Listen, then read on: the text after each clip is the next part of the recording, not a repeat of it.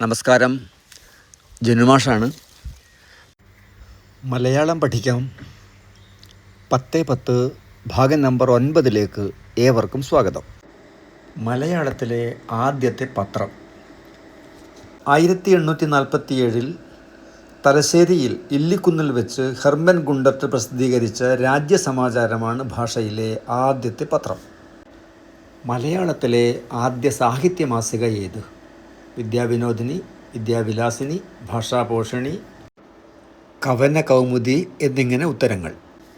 1881 വിദ്യാവിലാസിനി, 89 വിദ്യാവിനോദിനി, 892 ഭാഷാപോഷിണി, 904 കവന കൗമുദി.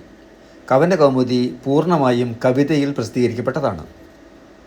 3. കേരളത്തിൽ അച്ചടിക്കപ്പെട്ട ആദ്യ മലയാള കൃതി. ഇതിൻ്റെ ശരിയുത്തരം ചെറുപൈതങ്ങൾക്ക് ഉപകാരാർത്ഥം ഇംഗ്ലീഷിൽ നിന്ന് പരിഭാഷപ്പെടുത്തിയ കഥകൾ ആണ്. ബെഞ്ചമിൻ ബെയ്ലിയാണ് ഇതിൻ്റെ രചയിതാവ്. മലയാളം ആദ്യം അച്ചടിക്കപ്പെട്ടത്, മലയാളത്തിൽ അച്ചടിക്കപ്പെട്ട ആദ്യ കൃതി, കേരളത്തിൽ അച്ചടിക്കപ്പെട്ട കൃതി, ഇവ പ്രത്യേകം ശ്രദ്ധിക്കുമല്ലോ. മലയാളം ആദ്യം അച്ചടിക്കപ്പെട്ടത് ഹോർത്തൂസ് മലബാർ. 4. മലബാർ മാനുവൽ ആരെഴുതിയ ചരിത്ര ഗ്രന്ഥമാണ്? ശരിയുത്തരം വില്യം ലോഗൻ എന്നതാണ്. വില്യം ലോഗൻ്റെ കഥ പറയുന്ന നോവൽ KJ ബേബി എഴുതിയിട്ടുണ്ട്. അതാണ് ഗുഡ് ബൈ മലബാർ. 5. കുമാരസംഭവം, രഘുവംശം എന്നീ പ്രശസ്ത മഹാകാവ്യങ്ങൾ ആരുടേത് എന്ന ചോദ്യമാണ്. ശരിയുത്തരം കാളിദാസൻ എന്നതാണ്. സംസ്കൃത ഭാഷയിലെ പഞ്ചമഹാകാവ്യങ്ങളിൽ 2 കാളിദാസൻ്റേതാണ്. മാഖൻ്റെ ശിശുപാലവധവും ഭാരവിയുടെ കിരാതാർജുനീയവും ശ്രീഹർഷൻ്റെ നൈഷധവും പഞ്ചമഹാകാവ്യങ്ങളിൽ പെടുന്നു. സുകുമാരകവിയുടെ ശ്രീകൃഷ്ണവിലാസം കാവ്യം ലാളിത്യം കൊണ്ട് സുന്ദരമായ കാവ്യമാണ്. 6. മഹാകാവ്യങ്ങൾക്ക് ലക്ഷണം നിർമ്മിച്ച ആചാര്യനാര് എന്നതാണ്. ശരിയായ ഉത്തരം ദണ്ഡി ആണ്. ദണ്ഡിയുടെ കാവ്യാദർശം, ഭാമഹൻ്റെ കാവ്യാലങ്കാരം, കുന്തകൻ്റെ വക്രോക്തി ജീവിതം, ആനന്ദവർദ്ധനൻ്റെ ധ്വന്യാലോകം എന്നീ പേരുകൾ ഓർക്കുന്നത് നന്ന്. 7. മലയാളത്തിലുണ്ടായ ആദ്യ മഹാകാവ്യം. രാമചന്ദ്രവിലാസം, കേശവീയം, ഉമാകേരളം, ചിത്രയോഗം എന്നീ ഉത്തരങ്ങളിൽ ശരിയുത്തരം രാമചന്ദ്രവിലാസം എന്നതാണ്. അഴകത്ത് പത്മനാഭക്കുറുപ്പാണ് രചയിതാവ്. കേശവീയം KC കേശവപിള്ളയുടെയും ഉമാകേരളം ഉള്ളൂരിൻ്റേതും ചിത്രയോഗം വള്ളത്തോളിൻ്റേതുമാണെന്ന് പ്രത്യേകം ഓർമ്മിക്കുക. മഹാകാവ്യം എഴുതാതെ മഹാകവി പട്ടം നേടിയ കുമാരനാശാൻ്റെ പേരും ഓർമ്മിക്കേണ്ടതാണ്.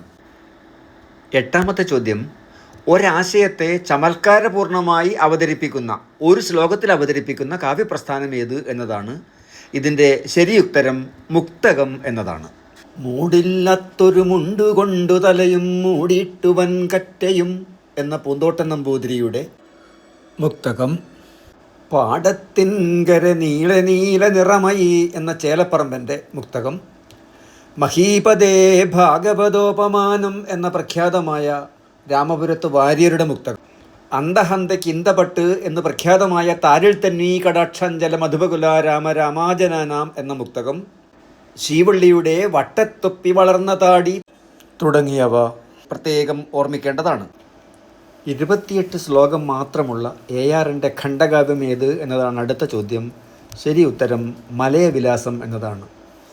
ഈ കൃതിയാണ് ഖണ്ഡകാവ്യ പ്രസ്ഥാനത്തിലെ ആദ്യ കൃതിയായി അറിയപ്പെടുന്നത്. മലയാളത്തിലെ ലക്ഷണമൊത്ത ആദ്യ ഖണ്ഡകാവ്യം ഏത് എന്ന ചോദ്യത്തോടെ ഇന്നത്തെ ചോദ്യപരമ്പര നമുക്ക് അവസാനിപ്പിക്കാം. ശരിയായ ഉത്തരം കുമാരനാശാൻ്റെ വീണപൂവ് എന്നതാണ്. ആ പുഷ്പമേ അധിക തുംഗപദത്തിലെത്ര ശോഭിച്ചിരുന്നിതൊരു രാജ്ഞി കണക്കയേ നീ എന്ന് തുടങ്ങി അവനി വാഴ്വ് കിനാവ് കഷ്ടം എന്ന് അവസാനിക്കുന്ന ഹ എന്ന വ്യാക്ഷേപകത്തിൽ തുടങ്ങി കഷ്ടം എന്ന മറ്റൊരു വ്യാക്ഷേപകത്തിൽ അവസാനിക്കുന്ന ആശാൻ്റെ ഖണ്ഡകാവ്യമാണ് വീണപൂവ്. ഈ വീണപൂവാണ് ഭാഷയിലെ ആദ്യത്തെ ലക്ഷണമൊത്ത ഖണ്ഡകാവ്യം.